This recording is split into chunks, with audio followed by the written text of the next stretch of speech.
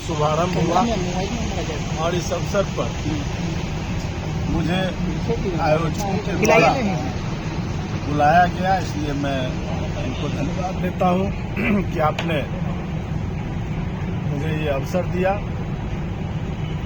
और इस मेला की सबसे खासियत है कि यहाँ विभिन्न प्रकार के झूले से लेकर बच्चों के मनोरंजन से लेकर बड़े लोगों के तक के मनोरंजन की पर्याप्त सुविधा को ध्यान में रखकर इस मेला का आयोजन किया गया है। और इस प्रकार के मेला से जो खास करके पटना जैसे सघन आबादी वाले जगह में, जहां लोग बहुत दूर तक अपने इस नए वर्ष को मनाने के लिए नहीं जा पा रहे हैं, उनके लिए बड़ा सुनहरा अवसर है कि उनके घर में आकर एक मेला लगा है। लोग चाहें तो कल का जो अंतर्राष्ट्रीय नववर्ष का जो पहला दिन है, उस अवसर पर आकर अपना समय व्यतीत कर सकते हैं और इस मेले का आनंद ले सकते हैं। आज जैसे तैसे हमको लगता है कि जल्दी जल्दी में आज इस मेले की शुरुआत की गई है। अभी स्टॉल वगैरह लगना शेष है, लेकिन जो विशेष रूप से झूला वगैरह का जो आकर्षण होता है वो पूरी तरह से दिख रहा है, वो सज्जित है पूरी तरह से।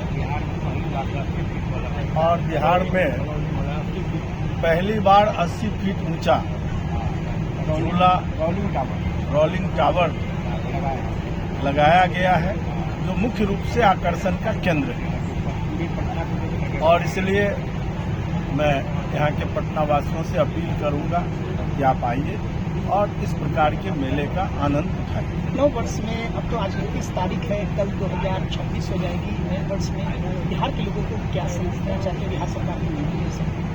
सबसे पहले तो इस अंतर्राष्ट्रीय नववर्ष 26 जनवरी और मकर संक्रांति की हार्दिक शुभकामनाएं पूरे बिहार के लोगों को देता हूं। अपने निर्वाचन क्षेत्र खजौली के लोगों को भी दे रहा हूं और इसी के साथ अनुरोध करूंगा कि शांतिपूर्ण ढंग से बिना किसी हुल और हुड़दंग के कल का दिन व्यतीत करें, ताकि पूरा सालों भर आपका अच्छे से बीते। ये आवश्यक होता है, नहीं तो अंतर्राष्ट्रीय नववर्ष के लक्ष्य में जो उमंग होता है वो उमंग इतना परवान चढ़ जाता है कि कभी कभी उसके कारण दुर्घटनाएं या छेड़छाड़ की घटनाएं देखने को मिलती है। उस प्रकार के किसी भी चीज़ों से बचने की जरूरत है, क्योंकि आज बिहार का नाम बहुत दूर तक बढ़ा है और हमारे आदरणीय नीतीश कुमार जी के मार्गदर्शन में और भारतीय जनता पार्टी, जनता दल यू और पूरा एनडीए के मार्गदर्शन में ये बिहार बहुत आगे गया है। देश और दुनिया में अब बिहार को एक बड़े बिहार के रूप में, विकसित होने वाले बिहार के रूप में, शीघ्र विकसित राज्य बनने वाले बिहार के रूप में लोग देख रहे हैं। तो वहाँ के नागरिकों से भी अपेक्षा रहती है कि वो कितने सुसभ्य तरीके से अपने उत्सवों को, अपने पर्व को, अपने अच्छे दिनों को मनाते हैं। तो उसमें हम सब लोगों की भूमिका बड़ा ही महत्वपूर्ण है और जिस तेजी से बिहार विकास कर रहा है उसमें ये बहुत शीघ्र हम विकसित राज्य की कतार में आकर खड़े होने वाले हैं।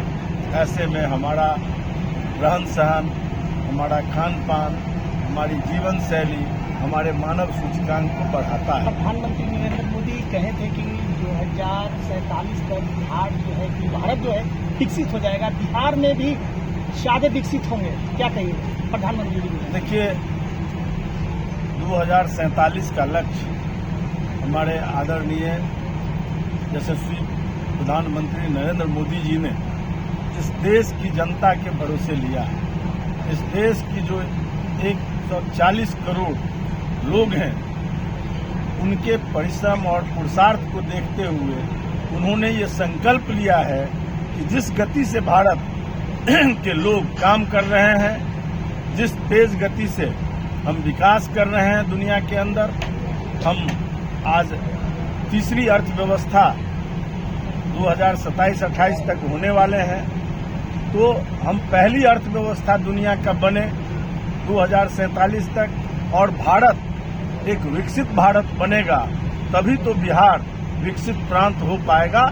और मेरा पूरा विश्वास है कि भारत के विकास के साथ साथ ये बिहार भी विकास में कदम ताल करेगा।